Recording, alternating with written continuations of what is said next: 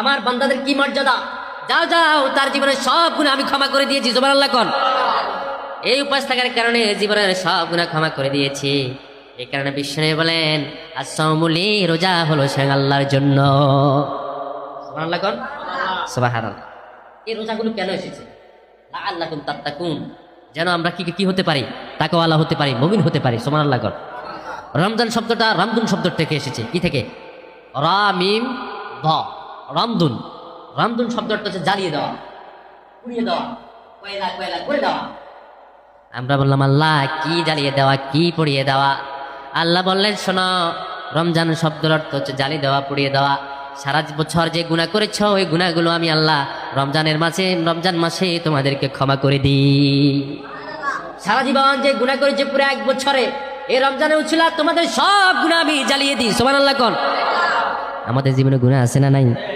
আমি কি কোন গুনাহ করেছি আমার নেতা জানে, আমি কোন গুনাহ করেছি আমার পীর জানে, আমার পীর কোন গুনাহ করেছে আমি জানি, কেউ জানে না।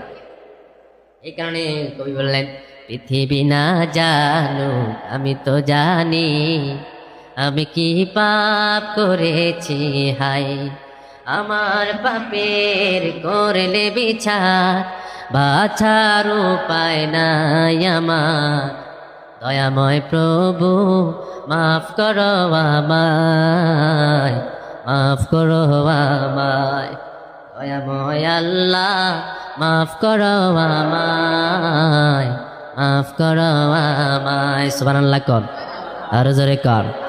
আমি কোন গুনাহ করি আমার নেতা জানে না। এই জন্য আল্লাহ রাব্বুল আলামিন বলেন আমার বান্দারা যখন রোজা রাখে আমি তাদের জীবনের সব গুনাহগুলোকে ক্ষমা করে দিই। আবার বুখারীর বর্ণনা, বিশ্বনবী বলেন রোজাদারের জন্য দুইটা খুশি, একটা হলো ফারহাতান ইনদা ফিতরাহি ওয়া ফারহাতান ইনদা লিকাই রাব্বিহি। একটা খুশি হলো যখন ইফতারের সময় হয়, তখন সারাদিন উপবাস রেখেছে, কিছু খায় নাই, সামনে ইফতারি আছে, আল্লাহর ভয়ও খায় না। ফেরেশতাদেরকে আল্লাহ বলে দেখছো কিনা আমার বান্দা খায় না, আমি আল্লাহ আমার এই গোলামের এই সুন্দর দৃশ্য দেখে আরশের উপর থেকে আমার গোলামের উপর আমি সন্তুষ্ট হয়ে গেলাম।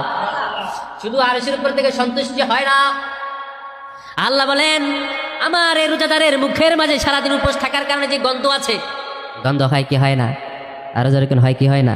কি দুর্গন্ধ, ঠিক কিনা? ঈদের এমনি দিলে বমি আসে কি আসে না? এত দুর্গন্ধ। কিন্তু সহিহ বুখারী বর্ণনা, বিশ্বনবী সাল্লাল্লাহু আলাইহি সাল্লাম বললেন, আল্লাহ বলেন আমার ওই আব্দুর রহমানের মুখের গন্ধ আমার আল্লাহর কাছে কেমন লাগে তোমরা জানো নাকি? সাহাবীরা বলে ইয়া রাসূলুল্লাহ কেমন লাগে আপনি বলে দেন। তখন আল্লাহর নবী বললেন ও সাহাবীরা শোনো, আমার আব্দুর রহমানের মুখের দুর্গন্ধ আমার আল্লাহর কাছে